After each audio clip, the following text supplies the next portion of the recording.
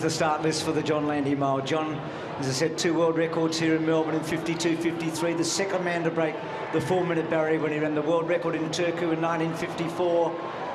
The famous mile with Bannister, Vancouver, and then so important in Melbourne for the Olympic Games in 56. Tanner close to Walker's New Zealand record. Here we go, Dave. Introducing our field for the John Landy Memorial Mile.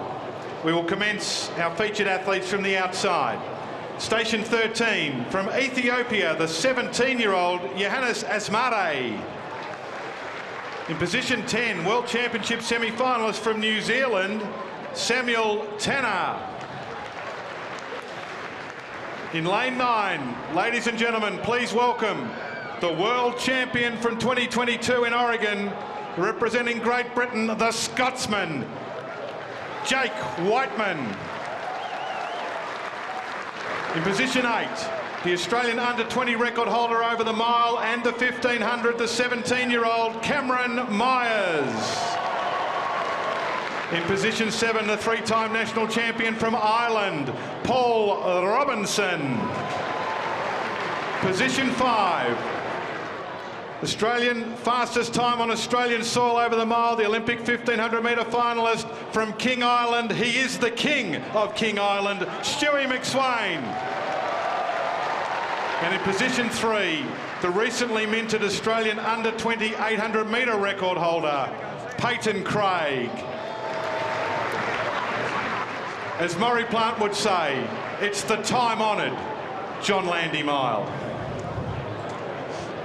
A big introduction, a big field, a classy field, hopefully a very fast time. Good pacemakers to set it up. Yokota goes for 700 metres, and then Whiteley takes them to 1,000, trying to hit 1,000 in 2:21. 350 the magic mark here. No Australians ever broken 350 in this country. We're about to go. Away on the John Landy Mile. So they've got to get the pace right. It's a big field, and there are some quality athletes. And you can see that Yokota's already saying, yep, I'm going to go forward, that's my job. And Whiteley, who had a personal best in Adelaide last weekend at 1500, says, I'm next cab off the rank. They've done it well. Asmare sits in behind them. Wightman's up there early, you'd expect that. See McSweyn, he's always a little lethargic in the first 50, and now he always works forward. It was a fascinating race off the gun then. They really sprinted to get that inside running. It was quite rough, and Stewart McSweyn showed his experience there. He let them go, and he's worked around the field stylishly to get into that 3rd position there with free running. So you can see the 2 pacemakers, then McSweyn in a good spot. I know he's in good form. Wightman sits on him. Just in behind the Myers. In fact, he's a little wider. And then Asmare. Myers at 17 years of age. Tanner on the back of Myers. Good spot for the New Zealander.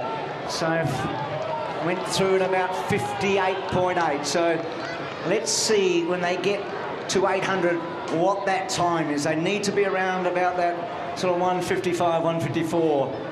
It was quite rough down that front straight. You could almost see Cam Myers he got checked, and he had to really be careful there that he didn't take a stumble. It is really fast, the pace, but it's still quite congested because the athletes in this field are quality. You can see them starting to stretch out a little bit now, which is great because it means that they've all got free running, and we want a fast time from this field. Peyton Craig is 5 from the back, the under-20 800-metre record holder. Twice he's done that. You'll see him just coming into screen. So starting to spread out. Job done for Yokota. He was going to do the first 700. He lets Whiteley go up. McSweyn looks strong. Wightman and McSweyn, they know each other oh so well. The 17-year-old Myers, who broke the 16-year-old record here last year. Then Tanner just behind those.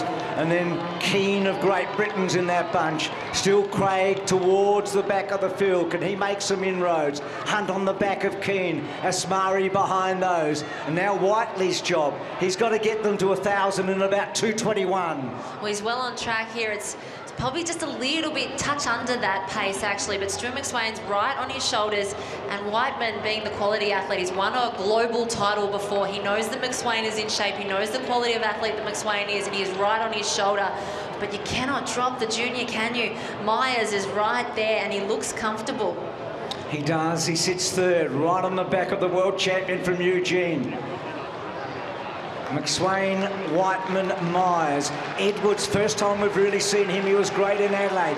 Gets outside of Hunt. Tanner's in front of those. So King Island leads Scotland at the bell.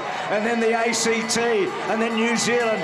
1 lap to go in the Landy Mile. 2:55. Who's got the strength? Who's got the kick in the last 400? Well, there's global medalists and there's finalists and there's semi-finalists. It's a quality field, and it's Stewart McSweyn leading them into the back straight, but he hasn't managed to drop Jake Wightman, who is right there ready to strike, and the junior Cam Myers. There's a lot said about him. A lot of the world's eyes are on him, and he is right there in that third position. And Tanner sits on his back, and just behind those Edwards. Now the first three slightly get away from Tanner. McSweyn leads by a metre to Wightman, a metre away to Myers. Could Cam Myers come off the back of both of them? 1:20 to go in the John Landy. Wightman goes up to McSweyn's shoulder. Myers still with a bit of a chance here. McSweyn and Wightman. Wightman's taken the lead. Myers late. McSweyn kicks back. Wightman, Stewie. McSweyn's going to win. McSweyn wins. It's very fast. Wightman second and Myers third. And Myers has come oh so close to the fastest time ever run by a 17-year-old anywhere, anytime. Stewie's done it. The king of King Island. Incredible race by McSweyn. How wonderful is it to see him back running the best way that he knows how, from the front with confidence. Cam Myers looked like he nearly tripped over with 30 metres to go. I was worried he'd hurt himself, so I'm glad he's managed to refocus and keep on his feet there, because that was an incredible run by the junior as well. And what I loved about that was when Wightman came up onto McSweyn's shoulders and looked like he was going to go past him, he fought back, stayed relaxed, and got the